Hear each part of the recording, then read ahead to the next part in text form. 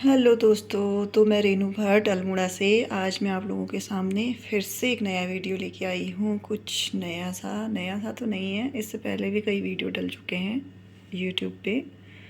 तो मैं आपको बताने जा रही हूँ कि मलाई से घी कैसे निकाला जाता है।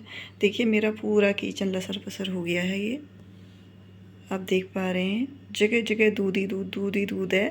तो ये दूध नहीं, ये मलाई है। तो मैं आपको बताती हूँ कि सबसे पहले हम क्या करते हैं कि जैसे हम दूध उबालते हैं रात को, तो हम उस दूध को उबालने के बाद सीधे डायरेक्ट फ्रिज में नहीं रखते हैं, वो तो आपको पता ही होगा। तो आप क्या करें, जब दूध थोड़ा सा हल्का सा ठंडा होने लगता है तो मतलब अगर वो ठंडा मतलब आपके खाना वाना खाने तक आप पहले उसको उबाल लें और वो थोड़ा ठंडा हो जाता है तो आप उसको फ्रिज में रख दें। फिर उसके बाद जब आप उसको फ्रिज में रखते हैं तो सुबह आप देखो उसमें बहुत मोटी सी मलाई लग जाती है। अगर आपके बच्चे उस मलाई को खाते हैं तो ठीक है, नहीं खाते हैं तो आप उसका घी बना सकते हैं। वो मोटी सी मलाई से ही घी बनता है। अब मेरा ये जो अभी मैंने आपको दिखाया है, ये मक्खन मेरा निकला हुआ है करीबन 2 हफ्ते का। तो उस मतलब वो जो मलाई मोटी मलाई निकलती है उससे काफ़ी अच्छा घी बन जाता है। तो इस वजह से मैं आपको बोल रही हूँ कि आप दूध को थोड़ा सा ठंडा होने दें, उसके बाद फिर फ्रिज में रख दें, ओवरनाइट उसको फ्रिज में रहने दें। सुबह उसमें से आप मलाई निकाल सकते हैं। मलाई निकालने के बाद आप देखें उसको 1 हफ्ते 2 हफ्ते तक अगर आपके पास उतना बन जाता है, जैसे मैं आपको दिखाती हूँ। इतना भी आपके पास पतीला है, अगर वो भर जाता है तो आप उसको तुरंत मतलब यूज़ में ला सकते हैं।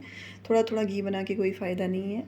तो आप इतना पतीला भर लें मलाई से, उसके बाद आप उस मलाई को इस मिक्सी के जार में घोंटें। ज़्यादातर लोग क्या करते हैं कि उसमें गर्म पानी या नॉर्मल पानी यूज़ कर लेते हैं, तो वो जो मलाई है वो मक्खन बनने में काफ़ी टाइम लगाती है। तो अगर आप उसको जल्दी चाह रहे हैं कि वो मक्खन जल्दी बने, तो आप ऐसा कर सकते हैं कि आप उसको ठंडे पानी में, या अगर आपके पास ठंडा पानी नहीं है तो आप बर्फ़ डाल सकते हैं उसमें। उसके साथ इस जार में मिक्स कर लें, मतलब घोंट लें मिक्सी में।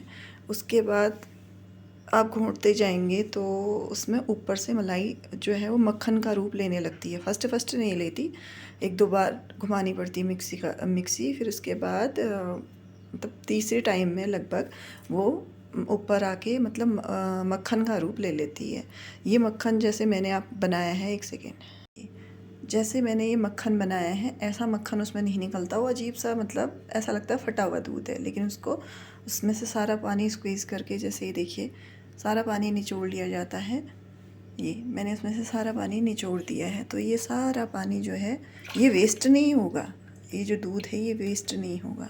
इसमें मैं क्या करूँगी, इसको एक लोटे में डाल दूँगी और उसमें थोड़ा सा दही डाल दूँगी, उसको रहने दूँगी। वो पानी जैसा जो है वो मट्ठा बन जाता है, तो फिर हम उसको मट्ठे के रूप में यूज़ कर सकते हैं।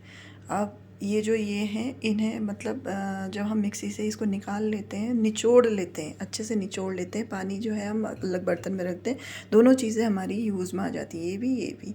इसमें हम हल्का सा दही डालेंगे, 1 चम्मच भी दही डालेंगे तो वो मट्ठा बन जाएगा। और इसको हम कढ़ाई में डाल के उसको हम पका लें अच्छे से, तो वो घी बन जाता है। मैं सब कुछ काम एक साथ नहीं कर पाई क्योंकि कैमरामैन भी मैं ही हूँ, बोलने वाली भी मैं ही हूँ, रिकॉर्ड करने वाली भी मैं ही हूँ, सब कुछ अकेले चल रहा है। तो मैं ये सब रिकॉर्ड नहीं कर पाई, बस मैं आपको उसकी विधि बता देती हूँ।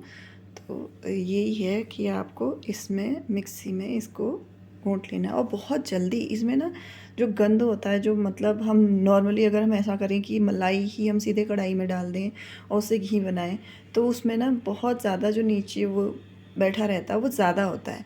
इसमें बहुत कम आता है वो चीज़। ये चीज़ मैं आपको फिर दिखाऊंगी। मतलब पहले अभी फ़िलहाल मेरा इतना ही हुआ है, अब मैं इसको पका लूँगी, उसके बाद मैं आपको दिखाऊंगी। जैसा आप देख रहे हैं कि मैंने घी मतलब जो मक्खन निकाला था मलाई से, उसको मैंने कढ़ाई में डाल दिया है मेल्ट करने के लिए। बस मेल्ट करते हुए दिखाना भूल पड़ी। तो ये धीरे धीरे गल रहा है, देखिए पिघल रहा है मक्खन। और ये इसी कंडीशन में रहेगा कम से कम लगभग ज़्यादा नहीं, आधा घंटा करीब ये ऐसे ही रहेगा। और ऐसे इसको हिलाते फर्स्ट फर्स्ट में तो कम हिलाना पड़ता है, लेकिन धीरे धीरे धीरे करके जब ये पकने लगता है तो उस टाइम पे इसको ज़्यादा घुमाना पड़ता है। अब देखिए मैंने इसको थोड़ी देर बाद अगर चलाया है तो ये देखिए इसमें नीचे लगने लगा था वो पतीले में, क्योंकि नीचे कढ़ाई में लगने लगा था, क्योंकि ऐसा इसको हिलाते रहना पड़ता है। बीच बीच में मैं भूल गई थी कि मैंने घी भी रखा है बनने के लिए। अब आप देख पा रहे हैं ऊपर ऊपर ये घी तैरने लगा है। इसी कंडीशन में इसको आपको रखना है, लगभग 20 मिनट करीब रखना है।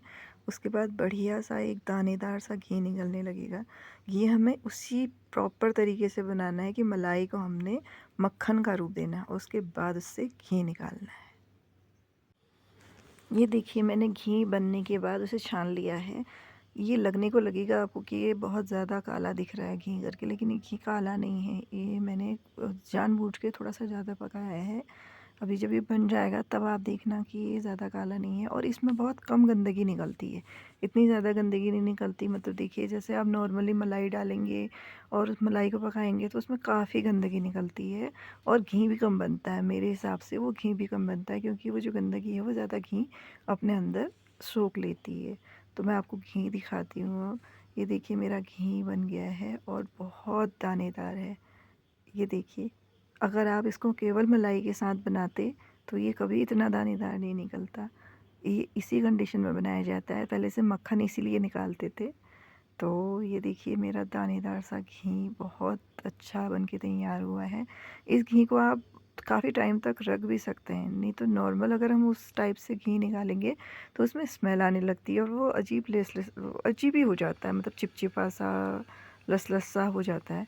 तो उस घी को ना बनाते हुए मैंने ये इस टाइप का घी बनाया था। तो मैंने सोचा कि चलो मैंने बनाया है तो मैं आपको लोग को भी दिखाती हूँ, इसलिए मैंने बहुत सरल तरीके से, इसमें कुछ ज़्यादा नहीं है, आप इसको निकाल के मक्खन निकाल के बना सकते हैं। आपको वीडियो पसंद आए तो लाइक कीजिएगा।